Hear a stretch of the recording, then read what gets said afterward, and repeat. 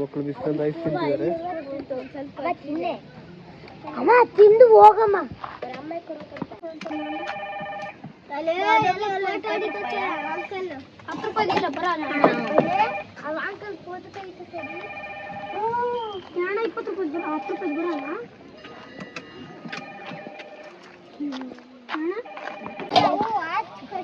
ನೀವು ಅಮ್ಮ ಬಂದಳ ಅಣ್ಣ ನಮ್ಮ ಇನ್ನು ಯಾರ್ಯಾರಿಗೆ ಕೊಟ್ಟಿಲ್ಲ ಇನ್ನು ಮೂವರಿಗೆ ಕೊಟ್ಟಿಲ್ಲ. ಯಾಕೋ ನೀನು ಕೊಟ್ಟದ ಗೊತ್ತಿಲ್ಲ. ಮಕ್ಕಳ ಜೊತೆ ಬಿಸ್ಕಂದೆ ಮಳೆ ಅಂದೆ ನೆರಳು ಅಂದ್ರೆ ನಡ್ಕೊಂಡು ಹೋಗ್ತಾ ಇದೆಲ್ಲ ಮಾಡ್ಬೋದು.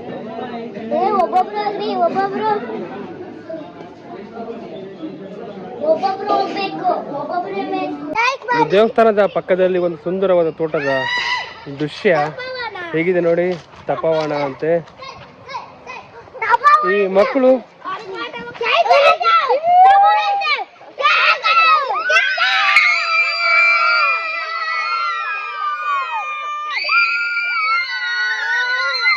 ತುಂಬಾ ಖುಷಿಯಾಗಿದ್ದಾರೆ.